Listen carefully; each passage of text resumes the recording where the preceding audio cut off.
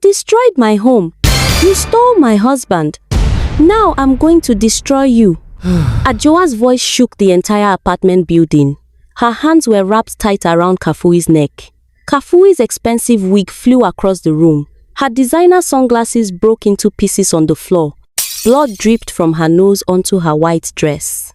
The neighbors rushed out of their rooms. Everyone in the Tokoe neighborhood of Lome stood watching. Some people held their phones up, recording everything. Others whispered and pointed. But how did we get here? How did two women end up fighting like wild animals in front of everyone? Let me take you back to where it all started. 6 months earlier, life was different. Adjoa woke up every morning at 5 a.m. in her small house in Lome. She would prepare breakfast for her husband Kafui and their 2 children, 8-year-old Edem and 6-year-old Ama. The house smelled like fresh bread and hot chocolate. Kafui drove a taxi around the city. He wasn't rich, but he was a good man. Every evening, he came home tired but smiling. He would lift Ama in the air and make her laugh.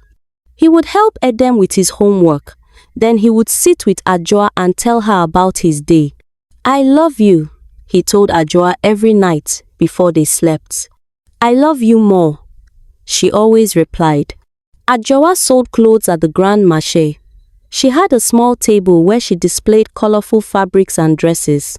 The work was hard. Her feet hurt every day. But she was happy because she was building a life with the man she loved. On Sundays, the whole family went to church together. They held hands and sang songs. People in the neighborhood called them the happy family. But happiness doesn't last forever. One Friday evening, Kafui came home acting strange. He didn't eat much dinner. He kept looking at his phone and smiling. What's making you smile? Adjoa asked. Nothing, my dear. Just a funny message from my friend, Kafui said. Adjoa felt something in her stomach. A bad feeling. But she pushed it away. She trusted her husband. The next week, Kafui started coming home late. Very late. The taxi business is busy now, he explained. More customers at night.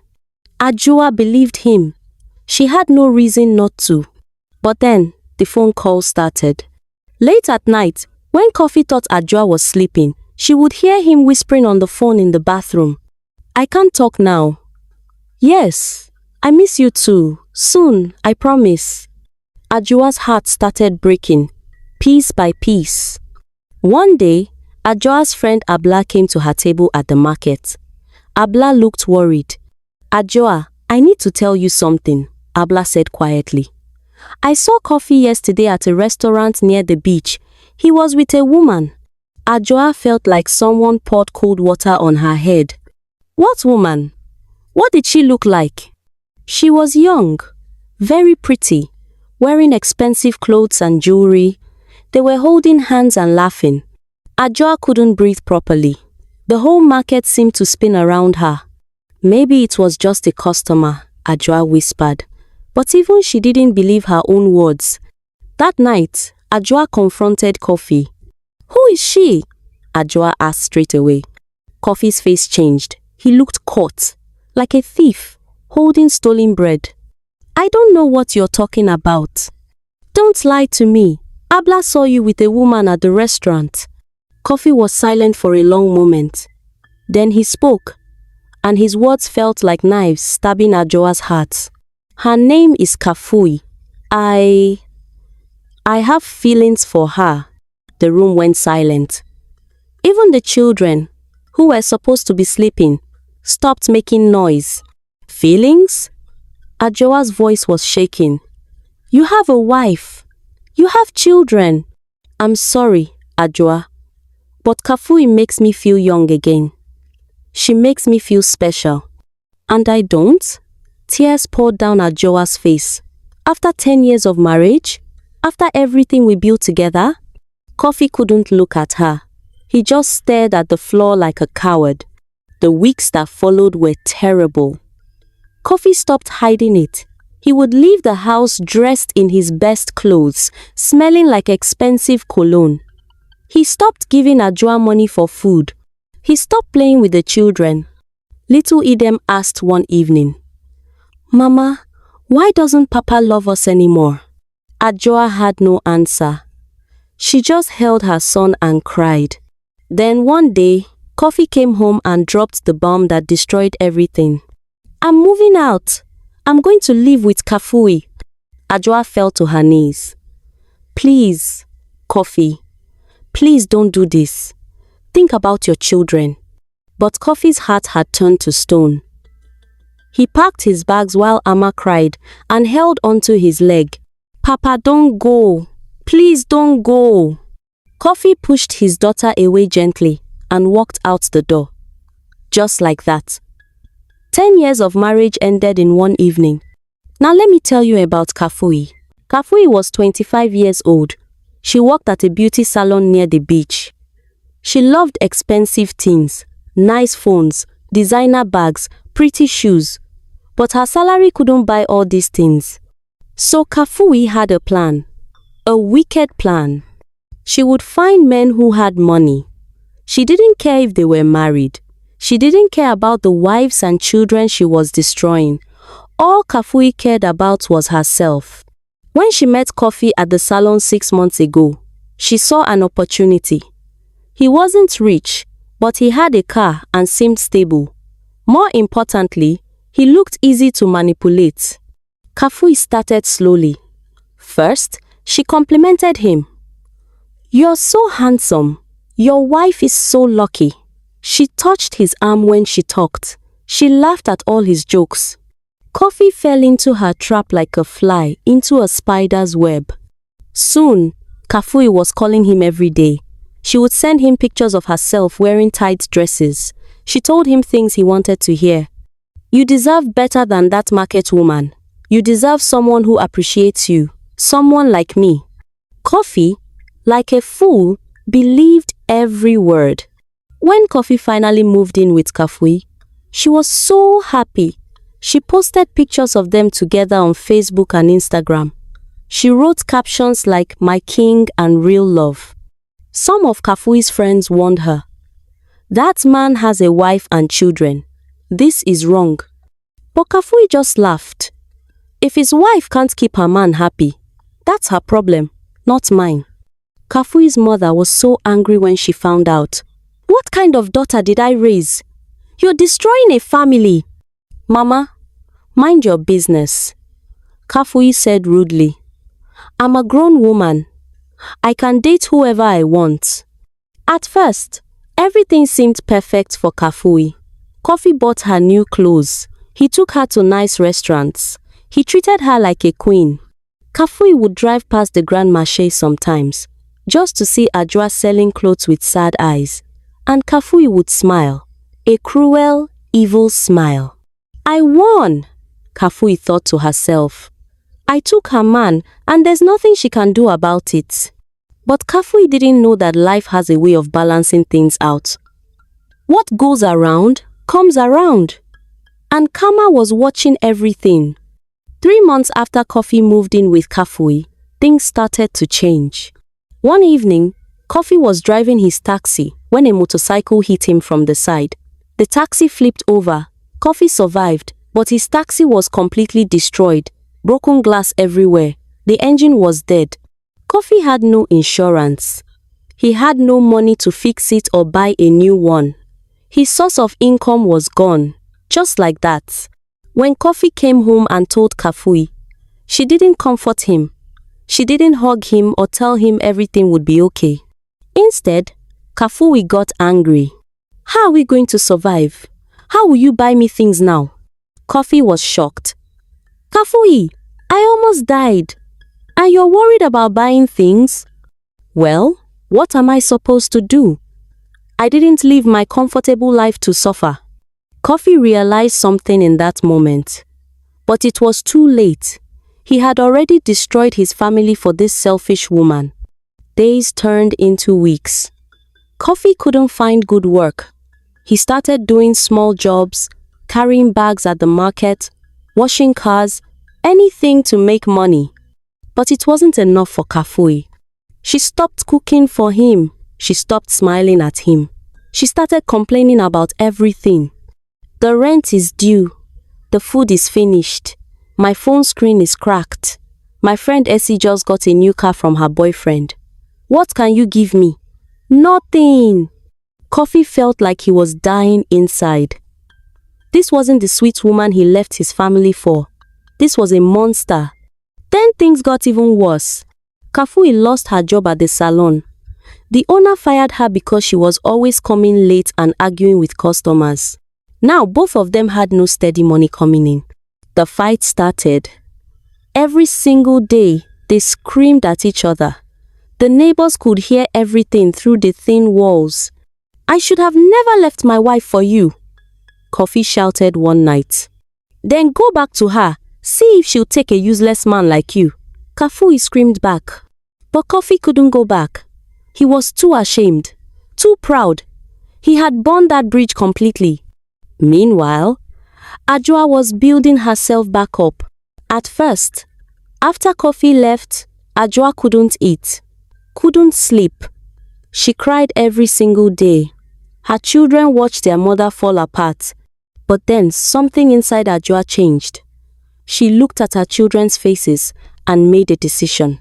I will not let this destroy me. I will not let that woman win. Adjoa started working harder than ever.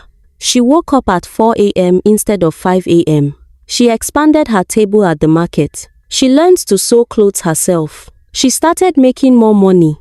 Her sister, Ami, moved in to help with the children. Slowly, very slowly, Adjoa's smile came back. The children started laughing again. They saw their mother being strong, and it made them strong too. Adjoa's business grew. After 6 months, she was making even more money than when Kafui was helping her. People in the neighborhood respected her. Look at Adjoa, they would say.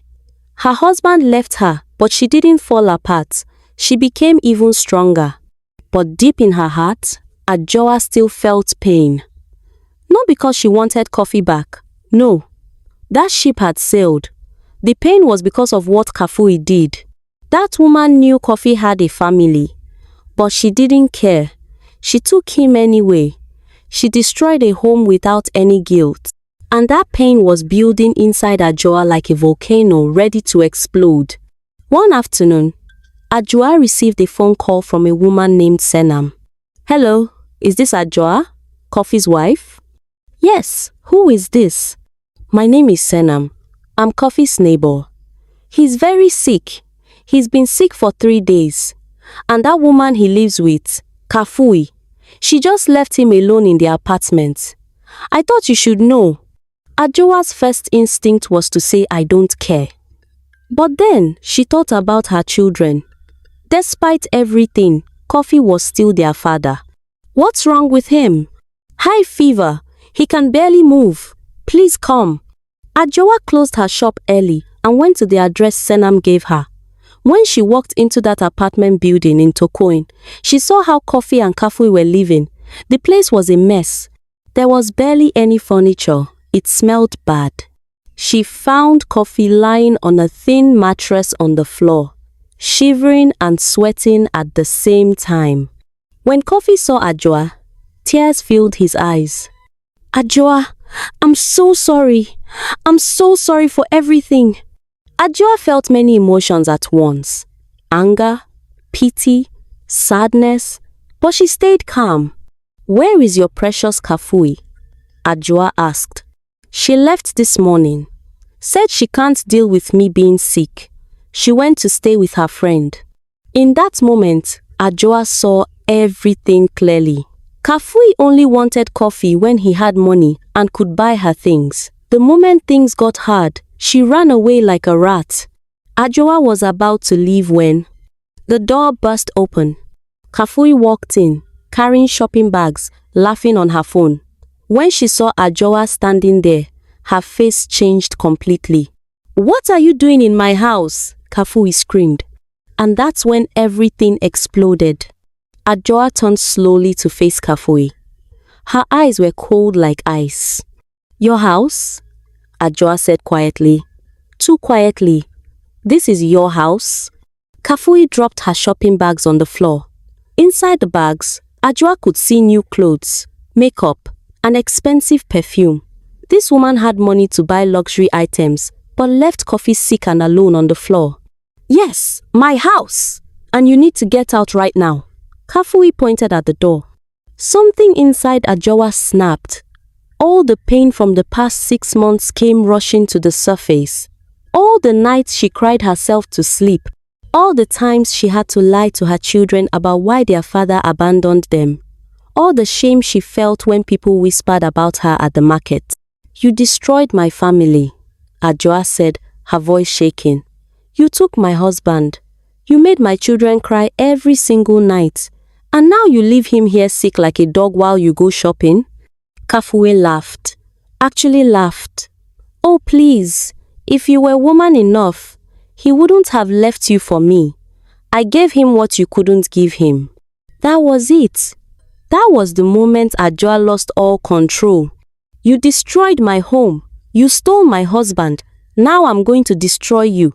Adjoa grabbed Kafui by her hair and pulled hard. Kafui screamed like a wounded animal. They crashed into the wall, knocking over a small table. Let me go! Let me go! Kafui tried to scratch Adjoa's face, but Adjoa was stronger. Years of carrying heavy fabric bundles at the market had made her arms powerful. Adjoa slapped Kafui across the face. Once, twice, 3 times. The sound echoed through the apartment. Kafui's nose started bleeding. Her designer sunglasses flew off and shattered on the floor. Her expensive wig came off, revealing her real hair underneath, which was rough and unkempt. Please, stop! Somebody help me! Kafui cried out. But the neighbors who gathered at the door didn't help. They just watched. Some of them were recording everything on their phones. They had heard Kafui bragging for months about stealing another woman's husband. Now they watched her get what was coming to her. Adjoa pushed Kafui to the ground. She grabbed the shopping bags Kafui had just brought in and poured everything out. The new clothes, the makeup, the perfume. Adjoa threw them all out the window. You want expensive things? You want to look pretty? Let's see how pretty you look now. Adjoa picked up a bottle of foundation makeup and poured it all over Kafui's head. The thick brown liquid dripped down Kafui's face and onto her white dress. Kafui was crying now. Real tears. Not the fake tears she used to manipulate men. These were tears of shame and pain. I'm sorry! I'm sorry! Kafui sobbed. Sorry? Adjoa stood over her. You're sorry now? After you destroyed everything? After you took joy in seeing me suffer? Kafui tried to get up from his mattress. Adjoa, please, stop. Adjoa turned to look at her husband. Ex-husband, really? The man who threw away 10 years of marriage for this foolish woman on the floor. Don't speak to me, Adjoa said to Kafui. You are dead to me. You chose this. You chose her. Now lie there and watch what your choice brought you. Adjoa turned back to Kafui. She grabbed Kafui's expensive handbag, the one Kafui always showed off on social media. Inside was Kafui's phone, her makeup and some money. Adjoa took the money out. This is probably Kafui's money anyway. Money he should have used to feed his children. She stuffed the money in her own pocket. Then she took Kafui's phone and threw it against the wall as hard as she could. The screen exploded into 1,000 pieces. My phone! That cost 200,000 francs, Kafui screamed. Good, Adjoa said coldly. Now you know how it feels to lose something precious. Adjoa wasn't done. She went to the small closet and pulled out all of Kafui's clothes. Beautiful dresses, skirts, shoes, everything. She threw them all on the floor and stomped on them with her market shoes that were covered in dust and dirt. Stop! Please, stop! Kafui tried to crawl toward her clothes, but Adjoa kicked her hand away. You thought you won, didn't you? Adjoa said. You thought you were smart. You thought taking my husband made you better than me. But look at you now. Look at this place. Is this the victory you wanted? The neighbors at the door were whispering to each other. She deserves it, one woman said. That Kafui has been so proud and disrespectful, another person added. This is what happens when you destroy families, an old man said, shaking his head. Adjoa looked around the apartment one more time. It was pathetic. The paint was peeling off the walls. There was barely any furniture. The place smelled like mold and regret. This is what Kafui left his family for. This is what he chose over his children's laughter and his wife's love. Adjoa walked over to where Kafui was lying.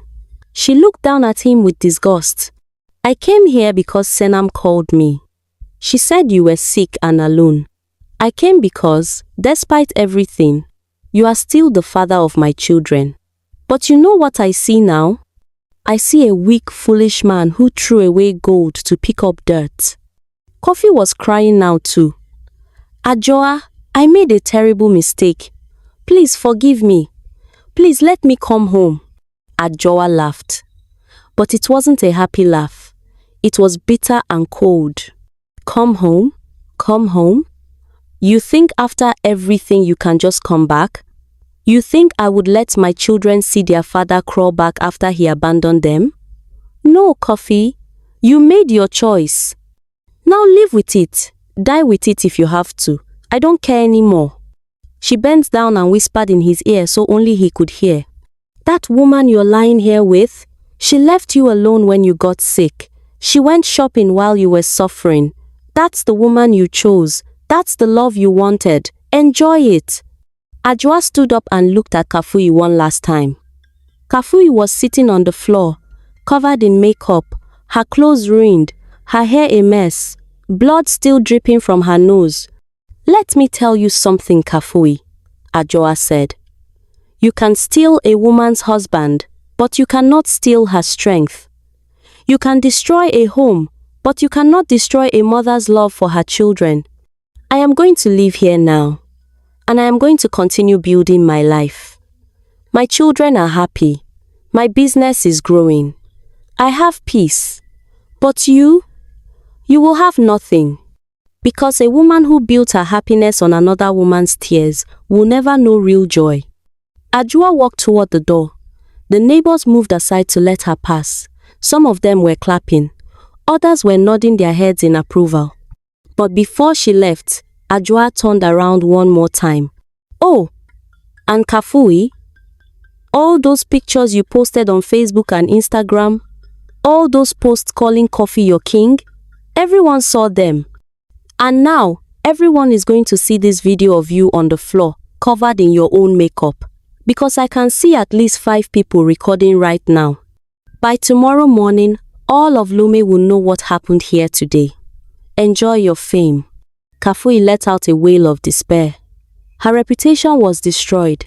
In African communities, shame like this spreads faster than fire. She would never be able to show her face in this neighborhood again. Adjoa walked out of that building with her head held high. She felt lighter, like a heavy weight had been lifted off her shoulders. She didn't feel guilty about what she did, not even a little bit. Kafui deserved every single moment of it. As Adjoa walked down the street back to the taxi station, her phone started ringing. It was her sister, Ami. Adjoa, where are you? Are you okay? I'm fine, Ami. I'm better than fine. I'll be home soon. Okay, good. The children are asking for you. Adam got an A on his math test today. He wants to show you. Adjoa smiled. A real smile. Her first real smile in 6 months. Tell him I'm so proud of him. Tell him Mama is coming home and we're going to celebrate. The next few days were interesting, to say the least. Just as Adjoa predicted, the video of her beating Kafui spread everywhere. WhatsApp groups, Facebook, Instagram, TikTok, everyone in Lome was talking about it. Some people criticized Adjoa. They said she shouldn't have fought. They said she should have just walked away. But most people supported her. Women especially. They understood her pain. They understood that sometimes you reach a breaking point where words are not enough. That Kafui had it coming, women said at the market. She destroyed a family without any shame. Now she got her own medicine, others agreed. As for Kafui, she disappeared. Nobody saw her for days. Then news spread that she had packed her bags in the middle of the night and left Lome completely. Some people said she went to Accra in Ghana. Others said she went to her village to hide from the shame. Wherever she went, one thing was clear. She could never come back to Lome. The shame was too much. Every time someone saw her face, they would remember the video. They would remember how she looked on that floor, covered in makeup, crying and begging. The beauty salon where she used to work put up a sign. Kafui no longer works here. They wanted everyone to know they had nothing to do with her. Her friends stopped answering her calls. Her own mother was so ashamed, she told neighbors, "I don't have a daughter named Kafui anymore." Kafui had become a cautionary tale. A lesson. Mothers would tell their daughters, "You see what happened to Kafui? That's what happens when you destroy families. That's what happens when you have no shame." Kafui stayed in that apartment alone for 2 more weeks. He eventually recovered from his sickness, but he was broken in other ways that no medicine could fix. He tried calling Adjoa many times, but she blocked his number.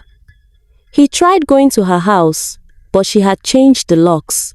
He tried talking to his children when they came out of school, but they ran away from him. Little Edem, who used to worship his father, now looked at him with cold eyes. "You're not my papa anymore," Edem said one day. "My papa would never make my mama cry." Those words crushed Kafui more than anything else in the world. Kafui's taxi was never fixed. He couldn't afford it. He ended up selling it for scrap metal just to get money for food.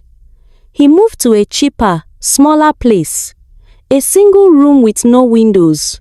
He took any job he could find, washing dishes at restaurants, cleaning offices at night, carrying cement at construction sites. This was his life now. Alone, poor, regretful, full of shame. Every night, Kafui would lie on his thin mattress and think about what he had lost. A loving wife, beautiful children, a comfortable home, respect in the community, peace of mind. He traded all of that for what? For a few months of excitement with a woman who didn't truly love him. For Kafui, who ran away the moment things got difficult. Kafui understood now what Adjoa meant when she said he threw away gold to pick up dirt. 6 months after that fight, Adjoa's life had completely transformed. Her clothing business had grown so much that she now had 2 tables at the Grand Marché instead of 1. She hired 2 girls to help her. She was making more money than ever before. She bought new furniture for her house. She enrolled Edem in a better school. She bought Ama a bicycle for her birthday. The children were thriving. Adjoa herself looked different. She was glowing. Her face was peaceful.